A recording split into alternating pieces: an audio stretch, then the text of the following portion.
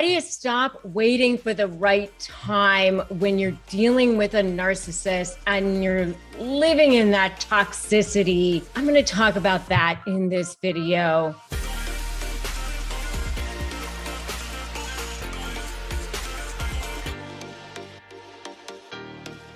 Hey there, I'm Rebecca Zung, and I'm a narcissist negotiation expert, and I'm also an attorney, and I've helped millions of people through this channel and thousands of people through my law practice escape lives of drama, trauma, and chaos to step into lives of freedom, possibility, and purpose. And I've written 2 best-selling books, Negotiate Like You Matter and Breaking Free, a Step-by-Step Divorce Guide.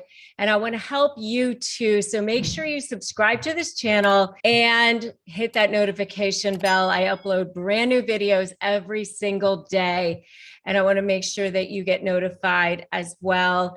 So how do you know when is the right time? How do you stop waiting? How do you know when it's time? I mean, because I know, especially when you're living in that world of toxicity, when you're living in that world of drama, trauma, and chaos, and you're just not sure how to escape that. Did you know that something like 90% of the thoughts that you have today are like the same as the thoughts that you had yesterday and the day before and the day before that? And a lot of it is because we formulated these thoughts many, many, many years ago. And we live in this world where we think that we are formulating thoughts as we go along throughout the day, but we're actually not. We actually are very much creatures of habit because our brains want to be very, very efficient. And they're almost like a computer, like a CPU that have been formulated from networks of neurons that we formulated a long time ago. And it's almost like the stimulus that happens and the brain goes, oh, okay, there is the stimulus, that this is the network of neurons that gets activated. And so there we go. And so it's really happening long before we even realize it.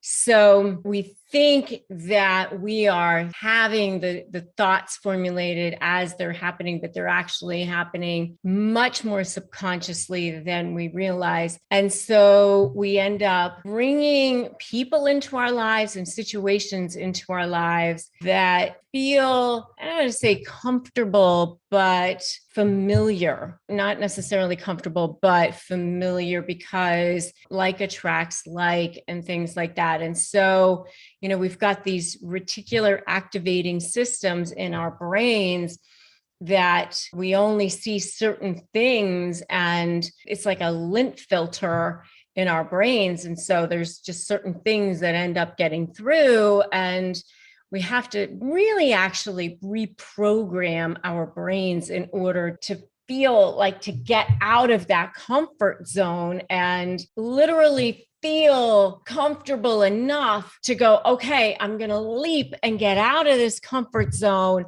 and make a decision to do something else. One of the things that I love about the word decision is decide.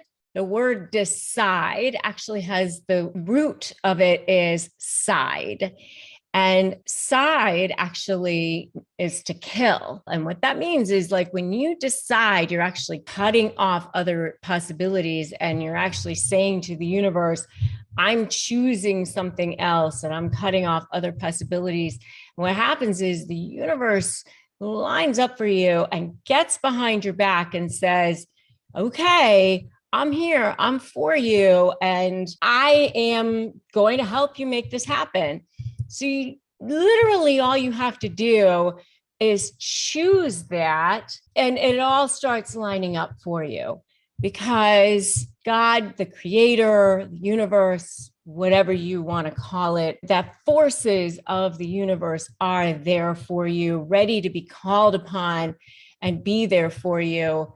It's just a matter of you calling upon them. And I will tell you that in my life, I have seen it happen, and I have seen that magic happen so many times. I got married at 19 the first time. I had 3 children by the time I was 23, and I decided to get divorced. Not that I was married to a narcissist, but just got married too young and outgrew each other. So I went back to law school as a young single mom, 100% on student loans, had no money whatsoever. And when I went back to law school, I can tell you that a lot of people were naysayers at the time. A lot of people said, oh, I know a lot of people that are bagging groceries and nobody's getting jobs as a lawyer. They were telling me that I shouldn't even bother to try. And, at the time I had finished college and I was teaching inner city elementary school at the time, and I was making less than no money. It was basically not even much more than minimum wage, I have to tell you. But I wanted to be able to put a roof over my kids' head and food on their table.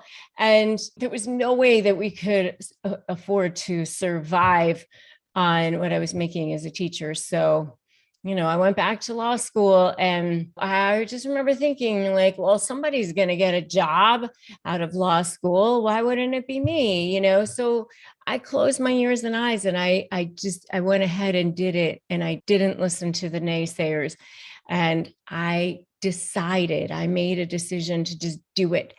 And it was scary. Like, let me tell you, I remember I was really, really motivated to do well in law school, because I remember thinking, I definitely don't want to have to pay back these student loans on my teacher's salary.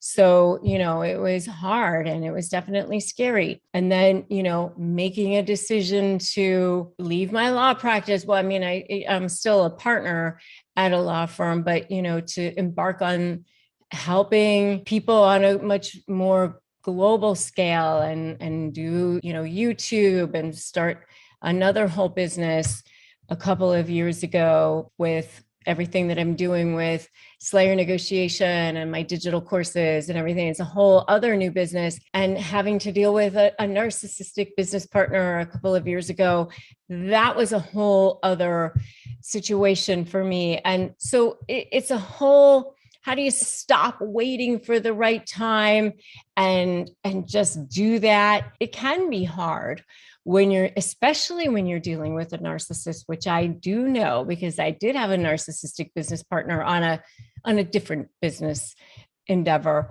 And I know it's hard. That's why I do have a whole video, by the way, on self-care to cope with narcissists, which I recommend that you check out that video. But one thing I can tell you is that when you make that leap, the net will appear. So just do it. I want you to put that in the comments. Just do it. Obviously you have to create a plan. You have to be strategic about it. I'm not saying put yourself into any kind of financial hardship or do anything that's going to put you in at any sort of risk. Obviously, create a plan, make sure that you're in safety, that sort of thing. But when you have that plan, do it. I remember seeing a quote somewhere that said something like, a ship in a harbor grows barnacles on the bottom. It is actually better for the ship to be sailing than it is to be stuck in the harbor. And, you're meant to be growing. You're meant to be the highest, best version of yourself. The creator of the universe wants you to be the highest, best version of yourself. You are meant to be here. You're meant to be shining. You're meant to be a bright light. There's no other version of you. There was like a 1 in 400 trillion chance that you became you. So stop waiting for that right time.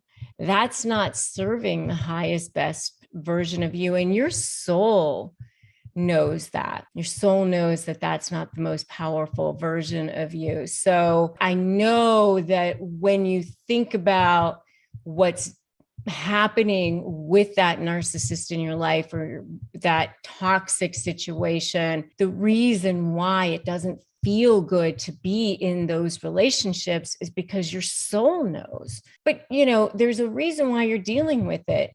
And instead of saying, hey, this is happening to me, instead turn it around and say, this is happening for me. This is happening for me because I'm supposed to learn something from this. And I can learn that I can be stronger from this, and I can be powerful from this, and I can rise above this, and I can be a phoenix from this. I'm half Chinese, and we love the fact that the lotus, which is one of the most beautiful flowers, can only grow in the mud. That's my message to you today.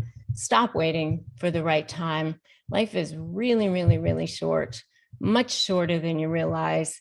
So just do it. If you haven't subscribed to this channel, I invite you to do that now. Subscribe, hit that notification bell. And if you like this video, give it a like, give it a share.